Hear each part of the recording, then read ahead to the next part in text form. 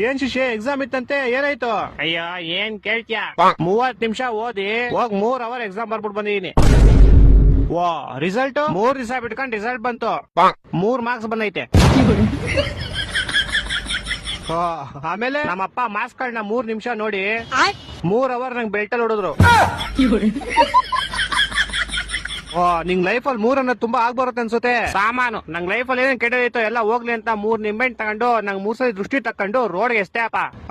ಯಾರೋ ಒಬ್ಬ ಬೈವರ್ಸಿ ಅವ್ನ ಬೈಕ್ ನ ನಿಂಬೆಹಣ್ಣು ಮೇಲೆ ಹತ್ತಿಸ್ಬಿಟ್ಟು ಸ್ಕಿಡ್ ಆಗಿ ಅವ್ನ ಬೈಕ್ ನ ತಗೊಂಡೋಗಿ ಸೀದಾ ಕಂಬಕ್ಕಿಟ್ಟ. ಬಿಡು ಹೋಗ್ಲಿ, ನಿನ್ ಕೆಟ್ಟದೆಲ್ಲ ಆಕ್ಸಿಡೆಂಟ್ ಅಲ್ಲಿ ಹೋಯ್ತು ಅನ್ಕೋ. ನಾನು ಹಂಗೆ ಅನ್ಕೊಂಡ್ ಆರಾಮಾಗಿದ್ದೆ ಅಪ್ಪ. ಆದ್ರೆ ಗೋಳಿ ಮಗ ಮೂಲಲಿರೋ ಅಂಗಡಿಗೆ ಹೋಗ್ಬಿಟ್ಟು ಯಾರ್ ನಿಂಬೆಹಣ್ಣು ಇಸಿದು ಅಂತ ಕ್ಯಾಮ್ರಾದಲ್ಲಿ ಚೆಕ್ ಮಾಡ್ಕೊಂಡು ನಮ್ ಮನೆಗೆ ಬಂದ್ 3,000 ರೂಪಾಯಿ ಇಸ್ಕೊಂಡೋದ.